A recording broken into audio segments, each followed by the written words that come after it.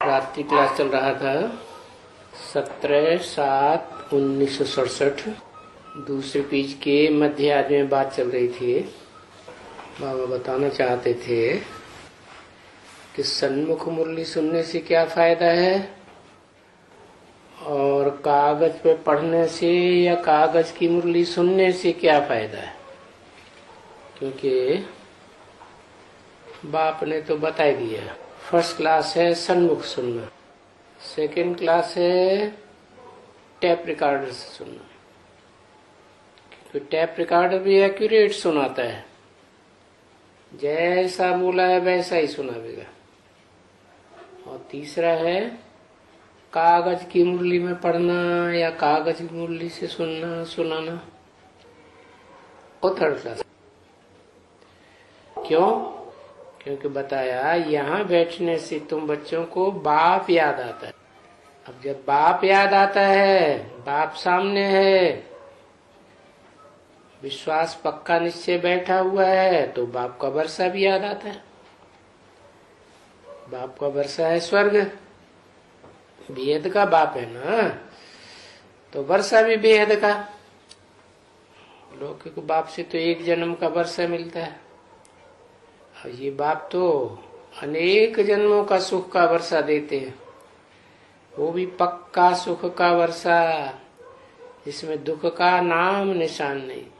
और फिर बाप का घर भी याद आता है, तभी बाप कहते हैं समझा करके बच्चे कि शांति धाम को भी याद करो, अर्थात बाप के घर को याद करो। तुम्हारा अपना घर भी है, उसे याद करो। फिर धंधे दौरी में भी तो जाएंगे, घर में ही थोड़े ही पड़े रहेंगे, तो सुखधाम को भी याद करो।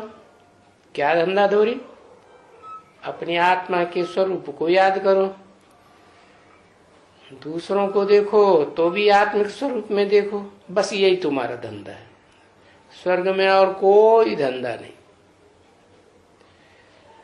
और फिर जो अंदरूनी चीज है वो भूल जाओ। क्या? देहभान है ना। कोई समझो पुराने मकान में बैठे हैं, ऐसे बहुत है जो बड़े बड़े पुराने मकान में बैठे होते हैं और नया मकान भी बड़ा बनाना चाहते हैं, है ना। किसके पास बहुत नया, किसके पास पुराना मकान पड़ा है, पूरी हवेली है, तो हवेली से भी बड़ा मकान उनको बनाना पड़े, क्योंकि परिवार बढ़ गया ना। तो देखो ये दुनिया में भी मकान बनाने में कितना टाइम लगता है। चलो आजकल मकान बनाने में टाइम ज्यादा नहीं लगता, लेकिन पैसा इकट्ठा करने में तो टाइम लगता है ना। यहाँ तो देखो 7-8 वर्ष लग गए, ठीक है ना। तो ये कर्मातीत अवस्था बने तो तुम नए मकान में जाएंगे। और फिर तुम जानते हो तुमको अमरलोक में ही आना है। क्या? इस मृत्युलोक में वापस नहीं आना है। बेद बाप के घर में गए तो ये दुख धाम आधा कल्प के लिए खलास।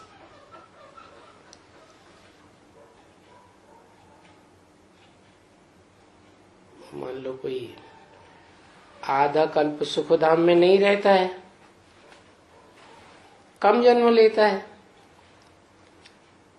तो भी दुख धाम में तो नहीं आवेगा, शांति में ही पड़ा रहे,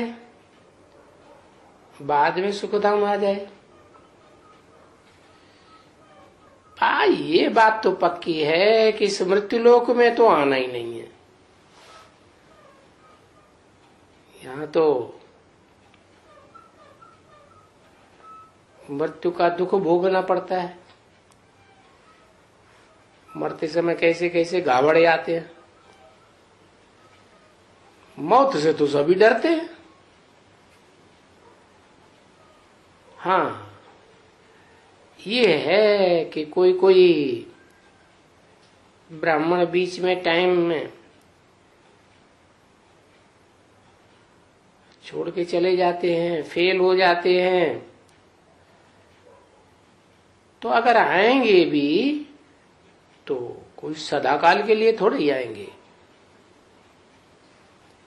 थोड़े टाइम के लिए आएंगे, फिर वापस जाना ही। तब तक ये पुरानी छीछी दुनिया, इस दुनिया के मनुष्य चले जाएं और फिर नए मनुष्य यहाँ खाली जा करके बाकी नए बच्चे, पुराने चले जाएं। क्योंकि पुराना नए के साथ नहीं रहना है। तो जैसे अभी भी पुराने नए इकट्ठे हैं ना, पीछे आस्ते बदल अदल सदल होती रहेगी। ऐसे करके बाकी जा करके नई दुनिया बनेगी। फिर से नई दुनिया में सभी नए बन जाएंगे, नए बन जाएंगे, आत्मा भी नई तो शरीर भी नया। उसमें सबसे नया कौन बनेगा?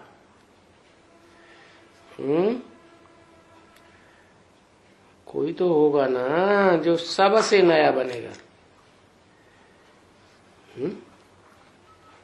क्या कहा, उसका नाम क्या, टाइटल क्या दिया?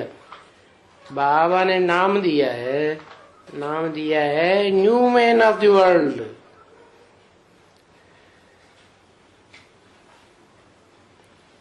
इस दुनिया में ही प्रसिद्ध हो जाएगा और वो सबसे पुराना और वो सबसे नया पहले पहले बन जाएगा। उनके साथ साथ कौन होंगे? उनके साथ साथ ये तुम भी होंगे। कहाँ की बात बताई? कौन से धाम की बात बताई?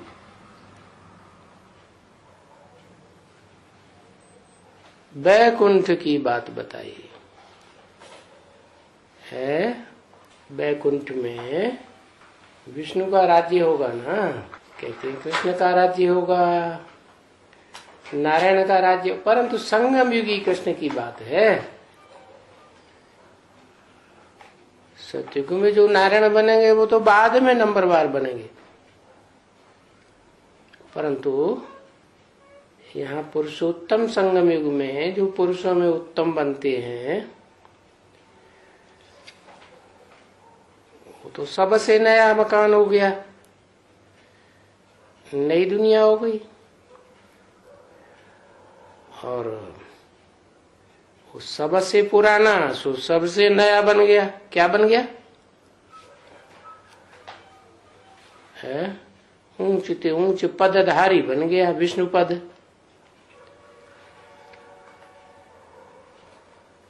तो देखो चित्र बने हुए हैं ना भक्ति मार्ग में। विष्णु के चित्र बने हैं कि नहीं? तुम भी होंगे, अभी भी तुम्हारे साथ है ना। कौन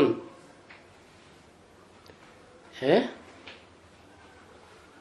जो दुनिया का सबसे पुराना मैन, ओल्ड मैन है, वो अभी भी तुम्हारे साथ है ना।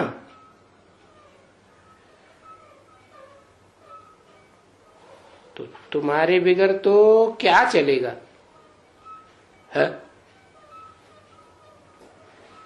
वो अकेला जाना चाहे तो चला जाएगा?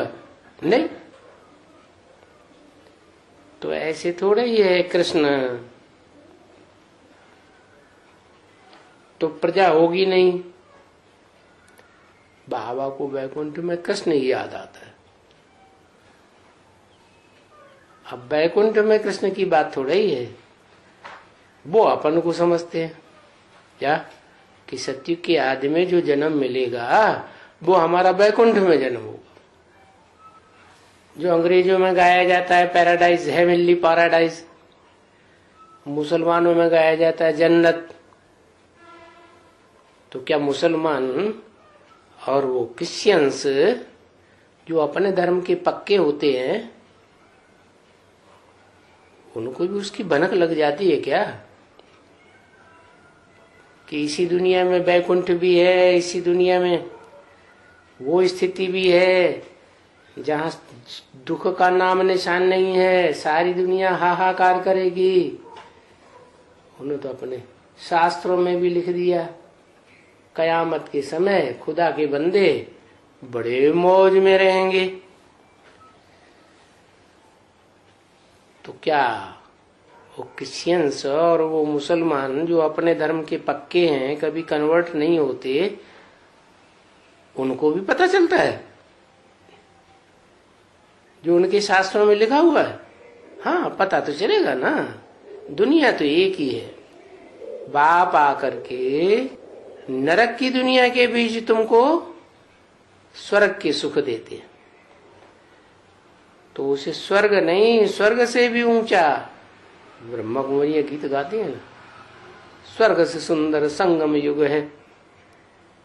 गीत गाती है लेकिन उन्हें पता नहीं है कौन सा संगम। वो समझती है हमने महलवाड़ियां अटारियां बना लिए, बस यही संगम युग सबसे ऊंचा है, यही हमारा वैकुंठ है। अभी थोड़े टाइम के बाद आने का पता चलेगा क्या वैकुंठ है और क्या कुंठा है। तो प्रजा भी होगी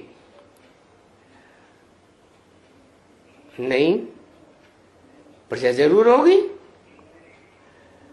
तो प्रजा होगी, ये अदल बदल कैसे होती है सो तो तुम आगे चल करके देखेंगे कि ये अदल बदल कैसे होती है? जो रावण संप्रदाय वाले हैं वो सब चले जाएंगे। कौन कौन से सिर बताए रावण के? कामी इस्लामी, क्रोधी क्रिश्चियंस, लोभी मुस्लिम, है या नहीं? कोई कहे कि मुसलमान लोभी नहीं? नहीं, क्यों? क्या लोभ करते हैं? बढ़िया बढ़िया माल तो सभी बना बना के खाते हैं, क्या बात हो गई?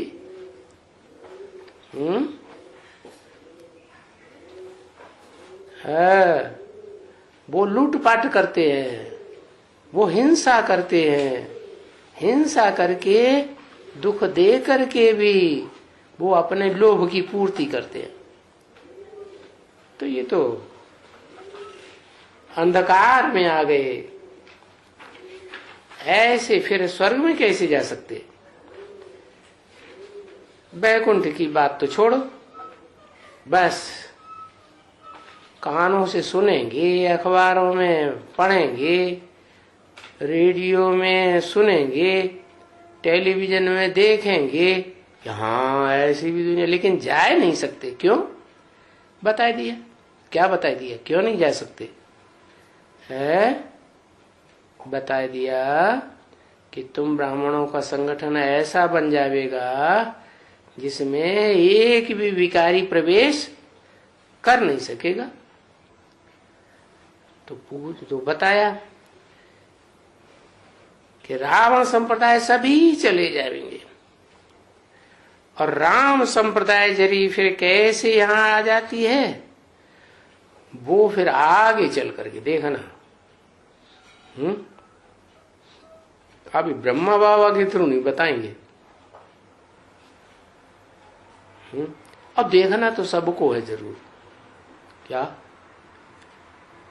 जो चंद्रवंशी है, ज्ञान चंद्रमा ब्रह्मा के वंशी पक्के पक्के, वो भी देखेंगे है, और जो सूर्यवंशी है वो भी देखेंगे। बाकी भाई इस्लामी, बौद्धि, क्रिश्चियन आदि ये तो धर्म द्वापर युग से आते हैं। ये कोई सत्युग त्रेता स्वर्ग में थोड़ा ही आते हैं, वो कहां से देखेंगे? विनाश होगा, फिर यहाँ भारत में निर्विकारी भी होंगे है। जब विनाश होगा तो भारत में निर्विकारी भी होंगे और विकारी भी होंगे। क्या कहा? ये क्या बोला? विनाश होगा तो विकारी और निर्विकारी दोनों क्यों होंगे है? बताओ। बताया कि दो प्रकार की आत्माएं हैं। एक है दुर्योधन दुशासन की कैटेगरी की पुरुष लोग, और दूसरे हैं जन्म जन्मांतर जिन्होंने स्त्री चोले धारण किए हैं ज्यादा, वो स्त्री स्वभाव संस्कार की आत्माएं। तो ज्यादा सुख किसने दो भोगा और ज्यादा दुख किसने भोगा? कन्या माताओं ने ज्यादा दुख भोगा है। द्वैतवादी द्वापर युग से जब से ये धर्म पिताएं आए, और पुरुषों ने तो दुर्योधन दुशासन गिरी दिखाई दी, चाहे वो भारत के हों चाहे विदेश के हों, तो बाबा बराबर कर देते हैं। क्या लो, तो उन्हें जो जन्म जन्मांतर पुरुष का शरीर लेकर के जो दुर्योधन दुशासन गिरी की है, तो तुम रहो ऐसी दुखी दुनिया में। रावण संप्रदाय की दुनिया में रहो, तुमने बहुत तंग किया है। क्या? हाँ, अब तुम ऐसे ही, तुम्हारी यही सजा है। क्या? तो अच्छी सजा है खराब है? क्या है ये? ये पार्शलिटी नहीं है। क्यों? इसलिए नहीं है कि इनको अगर सुधरना है तो दुखी दुनिया में ही रह करके इनको सेवा करनी पड़े। क्या? उनकी सेवा करनी पड़े जिन विधर्मियों ने इस भारत को स्वर्ग से क्या बना दिया? नरक बना दिया। तो उनकी सेवा करना पड़े, सेवा करके उनको लायक बनाना पड़े, उनको भी सदगति तो गति तो मिलेगी ना। तो जब तक विकारी यहाँ से चले जाएं और निर्विकारी बाकी चले जाएं, बच जाएं निर्विकारी, तो तुम बच्चे जानते हो सभी दुख दूर हो जाते। क्या? जब विनाश होगा तो क्या होगा? आधे विकारी और आधे निर्विकारी इस दुनिया में बचे। अरे तो विनाश होने का क्या फायदा हुआ? फायदा हुआ ना, यहाँ रहकर ही संगम युग में जिन्होंने शैतानियां की हैं, अपनी जोर जबरदस्ती की है, बोलने से मानते ही नहीं है। कन्या माता बेचारी समझाती रहती है, सुनते ही नहीं है। तो फिर उनकी यही सजा है, रहो बेटा इसी नरक की दुनिया में है। जैसे कोई रसगुल्ला खा रहा हो और साथ में बैठा हो और दूसरे को वही सूखी रोटी मिल रही है खाने के लिए नमक वाली, तो देख देख के ललचाएंगे, हमको मिली होती तो हम भी खाते। अरे बाबा कहते हैं, बाबा क्या कहते हैं, दुनिया के गुरु लोग ही कहते हैं, अरे देख पढ़ाई चूपड़ी मत चल चावे लीब। अपने कर्मों को देखो, ऐसे जो कर्म किए हैं उन कर्मों से पहले निजात पाओ, तो ये असर होता है। विनाश होने के बाद भी क्या? विनाश होगा तो ऐसे नहीं है कि एकदम सब अच्छे अच्छे बच जाएंगे, नहीं, आधे विकारी और आधे निर्विकारी। हाँ, टोटल विनाश जब हो जाएगा तब सब चले जाएंगे। तो तुम बच्चे जानते हो कि आखिरी तो हमारे साथ दुख दूर हो जाते हैं। क्यों? क्योंकि विनाश होने के बाद जो रावण संप्रदाय है वो सब चला जाएगा। कहाँ चला जाएगा? रावण संप्रदाय भी, राम गयो रावण गयो जिनको बहु परिवार, सब चले जाएंगे शांति धाम। इस दुनिया में कौन रहेगा? है? इस दुनिया में कोई नहीं रहने वाला सिवाय एक के, जो आदि है, अनंत है, वो ही रहेगा। कोई है दुनिया में? कोई गाया हुआ है? भारत में गाया हुआ है? हाँ है। कहते हैं एक शंकर महादेव है, न जिसका आदि और न उसका अंत। वही है मनुष्य सृष्टि का बाप। वो सबसे पुराना और सबसे नया बनता है। क्या बताया ना कि न्यू मैन बनता है, गोरे ते गोरा बनता है और फिर काले ते काला बनता है। तो ये बातें कोई नहीं जानते हैं। तभी तुम बच्चों को कहते हैं क्या, वाह इनको बच्चे नहीं होंगे क्या? लक्ष्मी नारायण को है? अगर वो असली बात जाने कि लक्ष्मी नारायण के कर्मेंद्रियां जो हैं वो हरकतें नहीं करती हैं, कर्मेंद्रियों को कंट्रोल किया हुआ है संगम युग में। कर्मेंद्रियां बस में हो जाती हैं तो ज्ञानेंद्रियों की संतान पैदा होती है। कर्मेंद्रियों की दुनिया में जब से पैदाइश शुरू हुई तब से तो लोगों को कितने कर्म करने पड़ते हैं, कूटने पड़ते हैं। है? स्वर्ग में तो कोई कर्म नहीं करना पड़ेगा,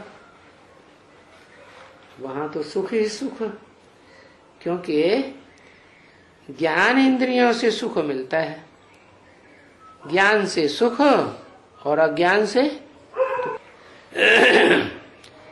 तो वो तो पूछते रहेंगे अज्ञानी लोग, वहां बच्चे लक्ष्मी नारायण को कैसे पैदा होंगे? अरे ये भोग बल है कर्मेंद्रियों का और योग बल है ज्ञानेंद्रियों का। तो योग बल से बच्चे पैदा होंगे जिससे तुम विश्व को पवित्र बनाती हो। योग बल से सारा विश्व पवित्र बनेगा ना। ऐसे नहीं कि मनुष्य आत्मा ही पवित्र बनेंगी, नहीं। मनुष्य आत्माओं के पवित्र बनने से वायुमंडल इतना पावरफुल हो जाएगा कि जो मनन चिंतन मंथन करने वाले प्राणी नहीं है, जिनको अपनी बुद्धि नहीं होती, मन ही नहीं होता, वो वाइब्रेशन से ही चेंज हो जाएगा। क्या? नंबरवार चेंज होंगे। तो जड़त्व में ये आत्माएं भी चेंज होंगी। चलो ठीक है, वो तो फिर भी चैतन्य। फिर ये जो 5 तत्व हैं, पृथ्वी जल वायु अग्नि आकाश है, आकाश आग बरसाएगा, पानी जल में ही लाएगा और घोर मूसलाधार बरसात कई दिन तक होगी, चारों तरफ बोड़म बोड़ होने लगेगा, सब मर पड़ेंगे।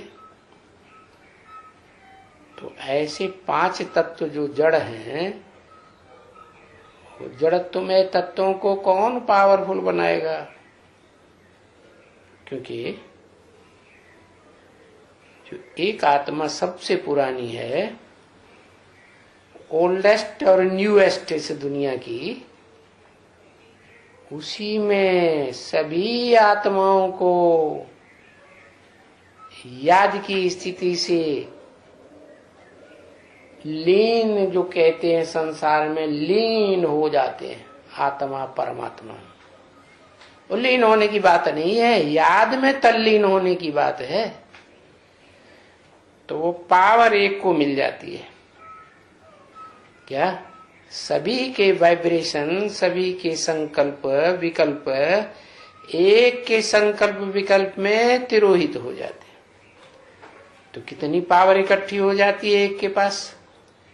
तो वो एक सारे तत्वों को तामसी से सात्विक बनाता है। टाइम तो लगता है। तो बताओ, जब तुम सारे विश्व को पवित्र बना सकते हो, जड़ और जंगम दोनों पदार्थों को पवित्र बना सकते हो, तो क्या योग बल से बच्चे पैदा नहीं हो सकते? है? कोई कहते हैं हम ये बात नहीं मानते। चलो वो तो अज्ञानी है, नहीं मानते। यहाँ तो ऐसे ऐसे ज्ञान में चलने वाले हैं जिनसे कहो भाई आंखों का संग का रंग लगता है क्या? आंखों से नजर गड़ा के किसी को देखना भी नहीं चाहिए। उससे भी क्या है, आत्मा पतित बनती है संग का रंग लगने से, क्योंकि आंखें ही सबसे जास्ती धोखा देती है।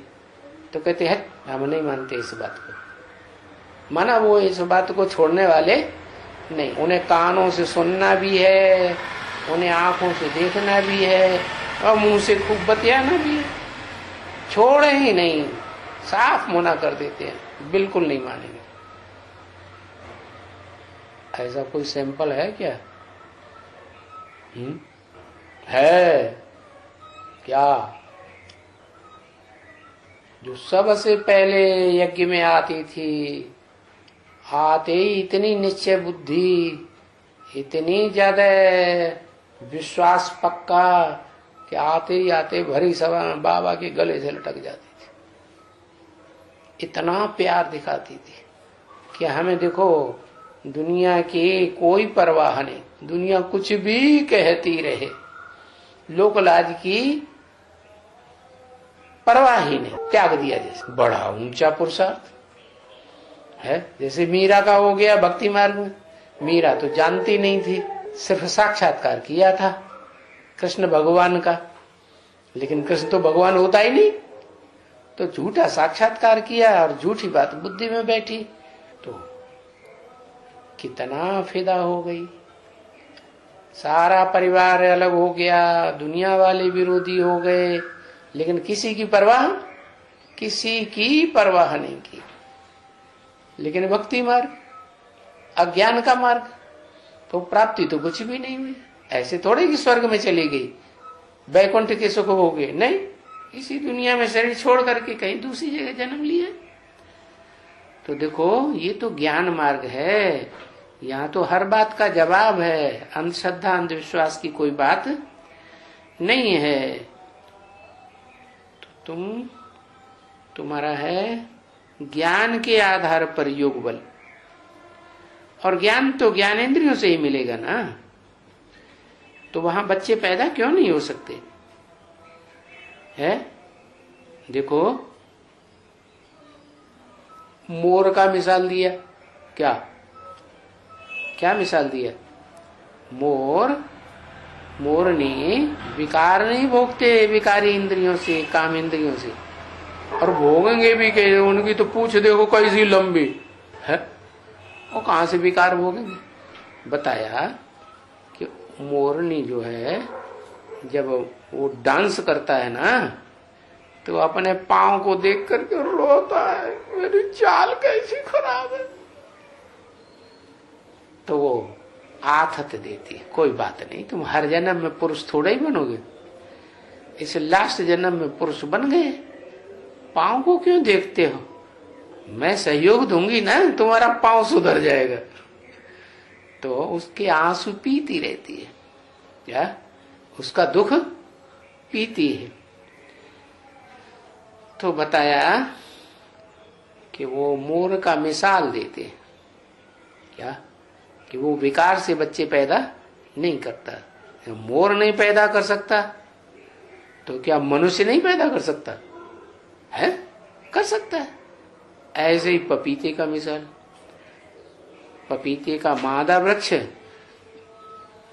मीलों दूर खड़ा हुआ है और बीच में समंदर है, क्या 1-2 किलोमीटर का, और उस तरफ जंगल में कोई पपीता का दूसरा वृक्ष भी नहीं, और इस तरफ एक नर वृक्ष खड़ा हुआ है पपीता का, तो भी क्या करेगी वो दूर से ही पराग खींच लेगी। तो वाइब्रेशन की इतनी पावर जब जड़ पौधों में हो सकती है, पेड़ में हो सकती है, तो मनुष्य तो खान है वाइब्रेशन की। तो बताया कि जरूर हो सकता है। अरे बाप तो सिखाते हैं कि तुमको संतान पैदा करने के लिए कर्मेंद्रियों की तो बात छोड़ो, ज्ञानेंद्रियों की भी जरूरत नहीं है। क्या? वाइब्रेशन से ही तुम बच्चे पैदा कर सकते हो। जैसे ये लक्ष्मी नारायण खड़े हैं, चित्र में दिखाया गया है कि वो एक दूसरे को देखते भी नहीं है। क्या? देखने की भी दरकार नहीं, बातचीत करना तो दूर, वाइब्रेशन से ही दूर बैठे बैठे सारा लेन देन करते रहते, सारे वाइब्रेशन से पूरा कनेक्शन रहता है। तो वाइब्रेशन की उनकी संतान तो सबसे ऊंची हुई, उसमें इंद्रियों की कोई जरूरत है ही नहीं। इंद्रियों का सुख लेकर के संतान पैदा करें, तेरी नहीं। क्या? इंद्रियों का सुख लेकर के संतान पैदा करें, वो भी नहीं।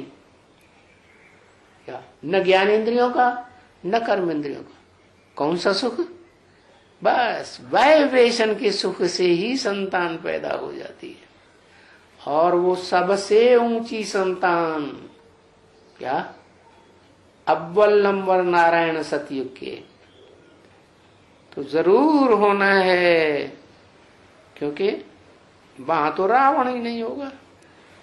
रावण का काम ही है, अर्थ ही है रावयते लोकान इति रावण, जो लोगों को रुलाता है सो रावण। कैसे रुलाता है? ऐसे ऐसे कर्म करता है कर्मेंद्रियों से कि रोना पड़ता है। तो वो रावण जो है वो रावण ही नहीं होगा तो पीछे विकार कहां से होंगे? जो विपरीत कार्य करें उसे विकार कहा जाता है। तो ये विपरीत कार्य है। क्या? कर्मेंद्रियों से संतान पैदा करना। क्या? कर्म क्या है? कर्म श्रेष्ठ कर्म है, ज्ञान इंद्रियों के आधार पर संसार चले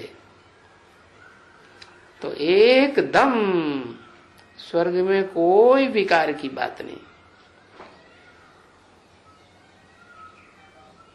बाबा के खांसने की आवाज आई। आज खांसी आई थी क्या? ये बात है, इसलिए तो ये खांसी किसको हुई पूछा? शरीर को हुई खांसी या आत्मा को हुई खांसी? किसी ने कहा शरीर को हुई खांसी आत्मा के द्वारा, नहीं, दूसरे ने कहा आत्मा को हुई खांसी शरीर के द्वारा। शरीर के द्वारा आत्मा को खांसी हुई, यानी शरीर को भी तो हुई ना, तो आत्मा को भी हुई। हाँ, ख्याल करो ना बच्ची, ये खांसी आत्मा को हुई या शरीर को हुई? या शरीर द्वारा हुई या शरीर को आत्मा द्वारा हुई? क्या हुआ? किसी ने कहा आत्मा में शरीर द्वारा हुई, आत्मा को शरीर द्वारा हुई तो शरीर को नहीं हुई। अच्छा, मैं दूसरे से पूछता हूं, हैं? अरे वो बच्ची देखो हाथ उठाकर खड़ी है। अच्छा बच्ची तुम बताओ। बच्ची ने कहा आत्मा को हुई। खांसी? आत्मा को हुई, शरीर को नहीं हुई। अच्छा, तुम बताओ गायत्री। क्या? तो बहन ने कहा शरीर को हुई। अरे, आत्मा को नहीं हुई। बहन ने कहा आत्मा महसूस करती है, बीमारी शरीर को होती है। बीमारी आत्मा महसूस करती है, तो महसूस करती है माना आत्मा को भी हुई ना। ए दीदी, मनमोहिनी दीदी, तुम बताओ। तो किसी ने कहा बीमारी से जो दुख होता है ना, वो दुख महसूस आत्मा करती है, लेकिन बीमारी शरीर को होती है। अरे पर आत्मा को भी तो हुई ना,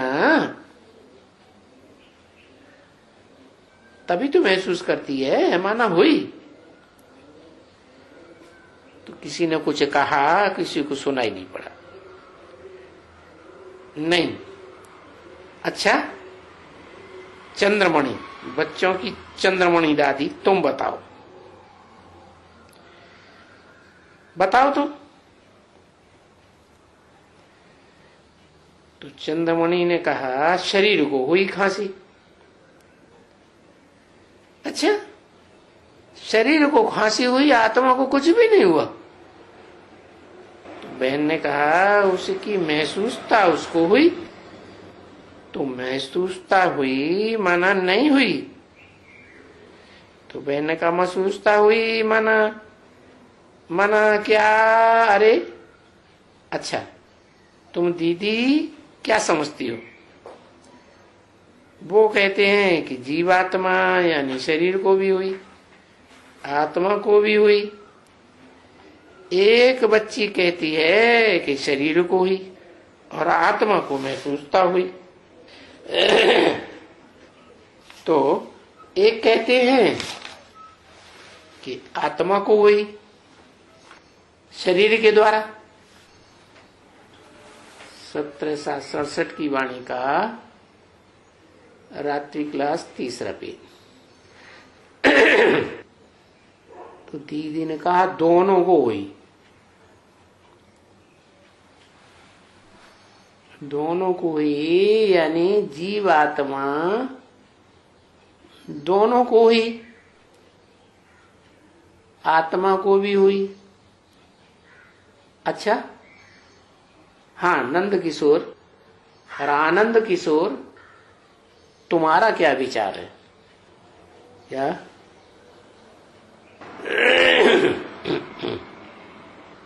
भाई ने कहा बाबा मेरे को हुई, मैं हूं आत्मा। अच्छा, और शरीर को हुई? भाई ने कहा नहीं हुई। नहीं? अच्छा भाई। तो बहन ने कहा आत्मा को सुख कहां से आया? नहीं, आत्मा को मुख कहां से आया जो खांसी हुई? शरीर के द्वारा आत्मा बोलती है, शरीर के द्वारा खांसी की आवाज निकलती है। दीदी हाथ कैसे उठाऊं अगर आत्मा ना हो? दीदी ने कहा जी ये कौन है बच्चा? अच्छा, क्या विचार है? भाई ने कहा आत्मा जो पीछे बैठा है उसको हुई। अरे बच्चे, जीव आत्मा दोनों को हुई, दोनों को भी खांसी, दोनों को तकलीफ होती है। तकलीफ शरीर को होती है? नहीं होती? अरे तकलीफ शरीर को भी होती है, लेकिन महसूस आत्मा करती है। आत्मा भी देखो कहती है मेरे को खांसी है तो खांसी है, तो शरीर है तब तो कहेगी खांसी है। तो शरीर को दुख होता है तो शरीर को ही फिर बरोबर दवा भी दी जाती है। क्या कहा? तो देखो ये बाबा उठाया ना गोली, तो अब ये गोलियां खाएंगे तो गोलियां खाते खाते दोनों दुख से छूट जाएंगे। खांसी के दुख से आत्मा भी छूट जाएगी और शरीर भी दुख से छूट जाएगा। तो क्या छूट गए? गोली खाने से शरीर का खांसी का दुख और आत्मा का खांसी का दुख छूट गया है? छूटा था, कुछ राहत मिली थी। अच्छा, उनका शरीर फिर छूटा नहीं है? 1-1.5 साल के बाद उनका शरीर नहीं छूटा? छूटा। खांसी से थोड़ा ही छूटा, न दवाई से छूटा।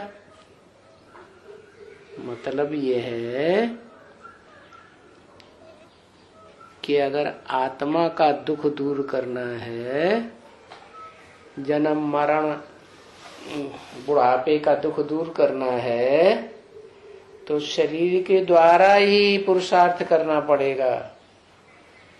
क्या? शरीर की ही दवाई करनी पड़ेगी। आत्मा की दवाई डायरेक्ट नहीं की जा सकती।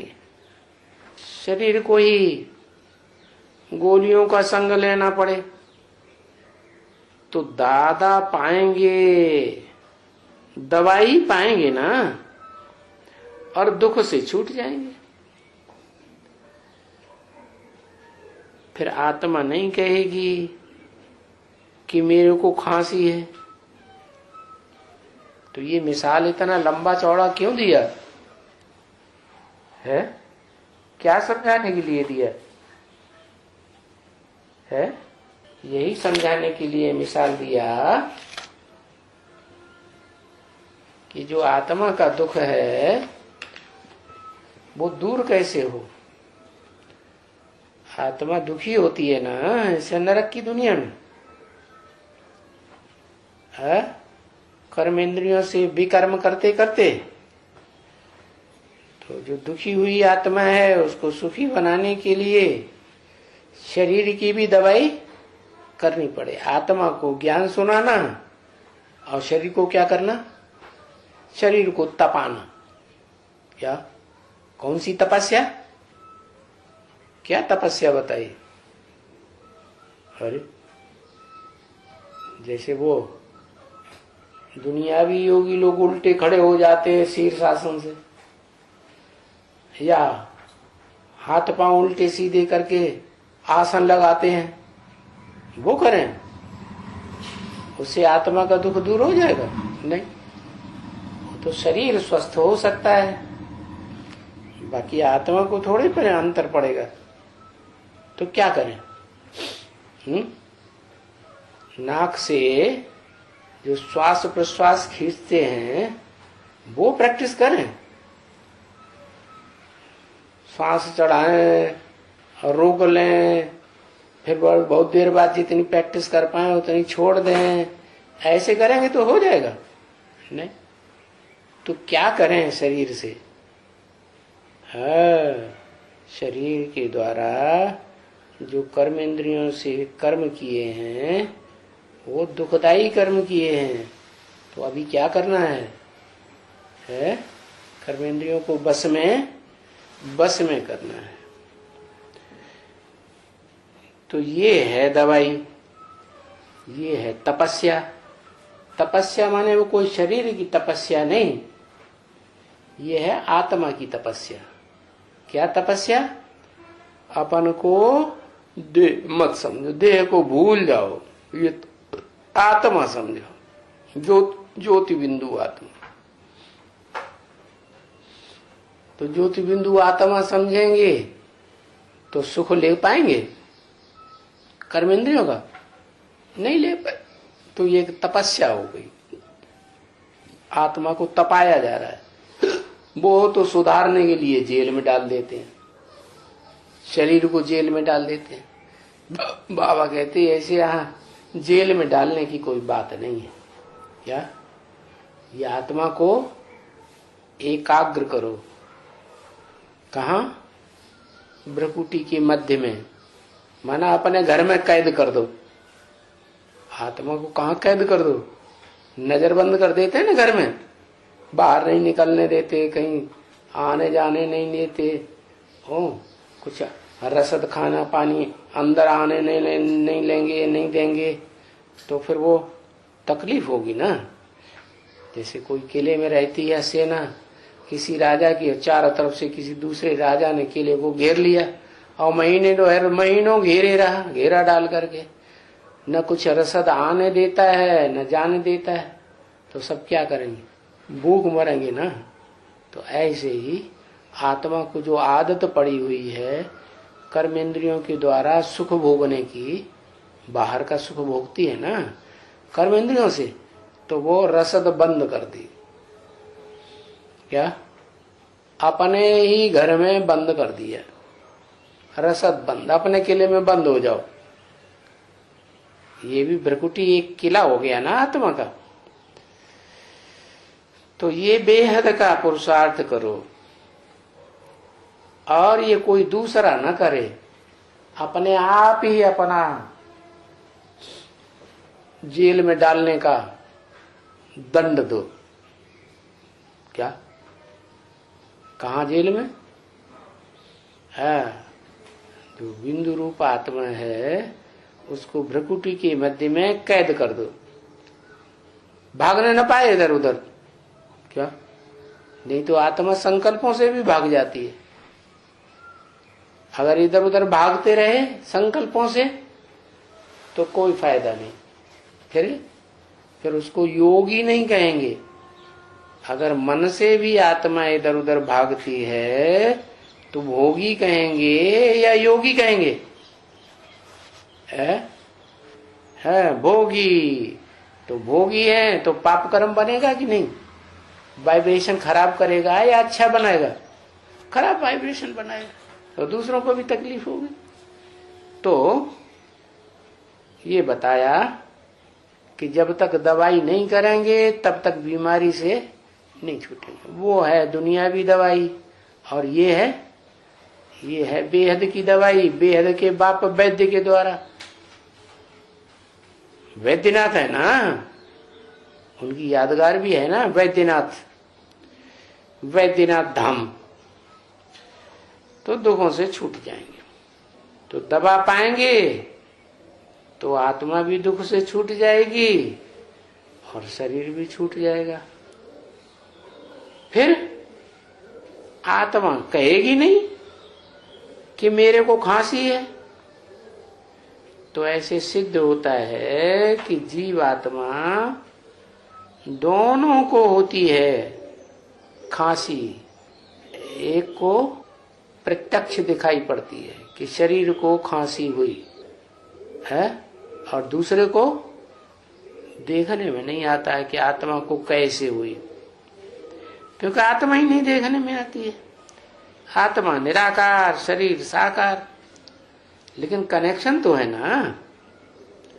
क्योंकि फिर जीवात्मा को ही सुख होता है, क्या कहा, और जीवात्मा को ही दुख होता है। सुख होता है वहां स्वर्ग में, और जीवात्मा को दुख होता है यहां नरक में। क्या? इसका नाम नरक दे दिया, उसका नाम स्वर्ग क्यों दे दिया? क्योंकि वहां स्व माने आत्मा, ग माने गई। आत्मा ने स्व स्थिति में जाने की प्रैक्टिस की तो स्वर्ग में गई। और नरक क्यों कहा गया? कि नर माने मनुष्य। मनुष्य ने जो रास्ते बताए, जो काम किए, उस रास्ते पर दुनिया चल पड़ी तो फिर वो नरक बन गया। क्या? तो इस दुनिया में वो आत्मा जब तक ना आए जिसको अपना शरीर है ही नहीं, सिर्फ आत्मा है, वो ही आकर के सिखाती है, ज्ञान देती है कि तुम आत्मा ज्योति बिंदु कैसे दुख से छूटो। तो कैसे छूटो? ऐसे नहीं कि सिर्फ मुझे बिंदु को याद करो तो दुख से छूट जाओगे। बिंदु को याद करो लेकिन साकार में निराकार को याद करो। क्या? ऐसे नहीं कि आत्मा अलग कर दो और जीव आत्मा अलग कर दो, नहीं, शरीर भी चाहिए और आत्मा भी चाहिए। समझा ना बच्चे? क्या है? अलग का तो कोई प्रश्न नहीं है ना। अलग है तो आत्मा वही है, तो शरीर नहीं है, तो क्या करना है? अपने को शरीर से डिटैच करके रखो। मैं आत्मा ज्योति बिंदु। शरीर से अटैचमेंट है ना, अपने शरीर से अटैचमेंट ना दूसरे के शरीर से अटैचमेंट। तो ये दोनों इकट्ठे हैं। कौन कौन दोनों? आत्मा और शरीर दोनों इकट्ठे सुख भोगते हैं और दोनों इकट्ठे होकर के दुख भोगते हैं। चाहे स्वर्ग की दुनिया हो, आत्मा और शरीर दोनों इकट्ठे होंगे तो सुख होंगे। लेकिन कैसे भोगेंगे? बस आत्मा आत्मा की याद में रहे। क्या? चाहे अपने शरीर में बैठी है तो भी अपने शरीर में भ्रकुटी के मध्य में आत्मा याद रहे, और दूसरे के शरीर में भी आत्मा है, लेकिन उस तरफ भी बुद्धि योग बार बार न जाए, लागत न जाए, आसक्ति न जाए, लगाव न जाए। तो अगर लगाव गया तो फिर दुख भोगेगी है। तो शरीर और आत्मा दोनों हो तब ही सुख और दुख भोगा जा सकता है, नहीं तो नहीं हो सकता। तो जीव और आत्मा दोनों दुख भी भोगते हैं, फिर यही जीव आत्मा सुख भोगते हैं। तो देखो, तुम्हारे से प्रश्न पूछते पूछते ये खांसी भाग गई। क्या? क्यों भाग गई? खांसी ने समझा, हमारे ऊपर हमला होने ने तरकीब तो मिल गई है, खांसी भाग गई। कहां कहां थोड़ा थोड़ा मुझती हो ना, ये खांसी क्यों भाग गई? बाकी ये तो सहज बात है ना बच्ची। जैसे आत्मा तमो प्रधान होती है वैसे शरीर भी तमो प्रधान बनता है। क्या? ऐसे नहीं कि सिर्फ आत्मा तमो प्रधान बनती है या सिर्फ शरीर तमो प्रधान बनता है। बनता है ना। कलयुग में देखो कैसे शरीर दुखी रोगी परेशान हो जाते हैं, है? हो जाते हैं नहीं है? कितने हॉस्पिटल खुले हुए हैं, कितनी दवाइयां बनती जा रही हैं, कितने डॉक्टर पैदा हो गए, तो भी क्या हो रहा है? दुख बढ़ रहा है ना तमो प्रधान होने से, है? शरीर बीमार होते जा रहे हैं, आत्मा चिल्लपों करती रहती है। तो दोनों हो गए ना बच्चे, शरीर भी और आत्मा। अभी बच्चों से अभी छुट्टी लेते हैं बाप। ये क्या कह दिया? छुट्टी लेते हैं है क्या? है? तो ये बच्चों के साथ चिट चैट हुई, संगम हुआ। पीछे वृद्धि को पाते रहते हैं और विद्या को पाते रहेंगे। बल छुट्टी लेते हैं तो भी ऐसे हो सकता है कि बाबा छुट्टी लेके बैठ जाए और फिर वृद्धि होती रहे। हो रही है क्या?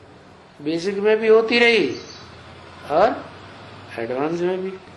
मीठी मीठी स्वीट चिल्ड्रन प्रति रूहानी एक ही स्वीट बाबा है ना बच्चे, हैं? स्वीट बाबा एक है या दो चार हैं? और इतने बड़े बड़े गुरु गुसाई इस दुनिया में बाबा हुए, वो स्वीट नहीं है। क्यों? मार पिटाई करते थे क्या? चिल्लपों करते थे, मारते थे, चिल्लाते थे क्या है? वो भी तो प्यार करते हैं ना। फिर स्वीट नहीं थे? नहीं, वो देखने में भले बाहर से स्वीट हों, लेकिन ज्ञान वो ही देते हैं, आत्मा सो परमात्मा, शिवो हम ब्रह्मास्मि, हम ही है सब कुछ। और अंदर से जानते हैं हम बहुत दुखी होते हैं। अब परमात्मा दुखी भी होता है क्या है ना बच्चे? तो ये भी तो कहेंगे स्वीट बाबा ना है, कहेंगे। ये माने कौन है? कौन ये भी कहेंगे स्वीट बाबा? अरे ब्रह्मा बाबा तो कहते थे स्वीट बाबा। किसको कहते थे? बिंदी को। बिंदी बाबा हो गई, उनको समझाने वाला कोई नहीं था है? ब्रह्मा बाबा कैसे कहेंगे स्वीट बाबा है? शिव बाप आत्माओं का बाप है या बाबा है? शिव ज्योति बिंदु तो आत्माओं का बाप है, बाबा तो है ही नहीं, तो किसको कहेंगे? इसलिए गे लगा दिया।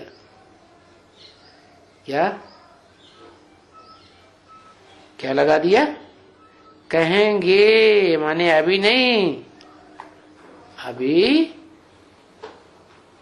भविष्य में ऐसा टाइम आएगा कि ये आत्मा भी बाबा को बाबा कहेगी। शिव बाप नहीं, समझ भी जाएगी। यहाँ शिव निराकार ज्योति बिंदु कोई साकार में प्रवेश करके बाबा कहा जाता है। और स्वीट बाबा, इससे ज्यादा स्वीट और कोई नहीं। क्यों? ब्रह्मा बाबा स्वीट नहीं थे हैं? बाहर का दिखावा ज्यादा था, अंदर से स्वीट नहीं था। वो क्या? वो कौन आया था? सावरकर बाबा के सामने आया था, उसकी बड़ी लल्लो चप्पो की, अच्छे से बात की। जब वो चला गया, ये थोड़ा ही स्वर्ग में आएगा। लो, अरे तुम्हें क्या साक्षात्कार हो गया? क्यों ऐसे कह दिया उस आत्मा के लिए, जबकि हर आत्मा जीवन मुक्ति पाती है? तो ये दो आत्मा है ना, बाप की भी है, इसे कहते हैं परम पिता की आत्मा, और इनकी भी है। किनकी? इनकी माने ब्रह्मा की। इनकी कहेंगे, इनकी तो बहुवचन हो गया। स्वीट बच्चों प्रति बाप दादा का दिल व जान, सिख और प्रेम से नंबरवार पुरुषार्थ अनुसार याद प्यार। और गुड नाइट रूहानी बच्चों के प्रति रूहानी बाप की नमस्ते। ओम शांति।